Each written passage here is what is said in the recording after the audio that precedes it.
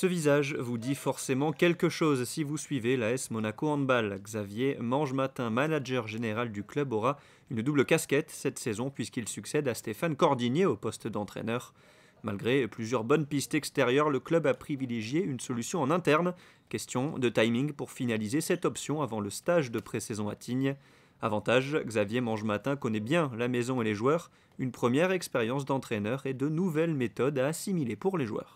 Ça demande beaucoup plus de réflexion mentale, beaucoup plus d'investissement mental qu'il n'y avait peut-être pas l'an dernier. Il y a des joueurs qui ne sont pas forcément habitués à ça, parce que c'est quelque chose qui se rapproche plutôt du haut niveau, avoir une réflexion intellectuelle et mentale sur la tactique, c'est quelque chose qui est pas donné à tous les clubs de N2. Et là c'est le cas, j'espère que tout le monde va prendre le pli et va s'habituer, mais c'est vraiment quand même un gros changement de changer d'entraîneur.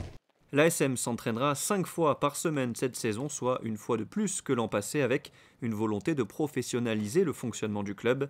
L'effectif a peu changé avec les 3 départs de Julien Rousseau, Yann Datin et Camille Dupré, compensés par les arrivées de Nicolas Cadet, Benjamin Dumas et Grégoire Bremer, des joueurs habitués à la D2 et à la N1. Après la 5e place de l'an passé, l'objectif cette saison est de faire mieux et pourquoi pas de décrocher la montée en N1. On sait qu'il n'y a qu'un accessible pour la N1. Maintenant, si on travaille bien et si on a les résultats, je pense que c'est un objectif, en tout cas pour nous, qui est atteignable. Voilà. Après, on verra ce que les joueurs sont capables de produire aussi. Et puis, les premiers résultats nous guideront là-dessus. Mais voilà, on sait qu'à Monaco, l'objectif est ambitieux. Les joueurs sont ambitieux, moi je suis ambitieux, tout le staff est ambitieux.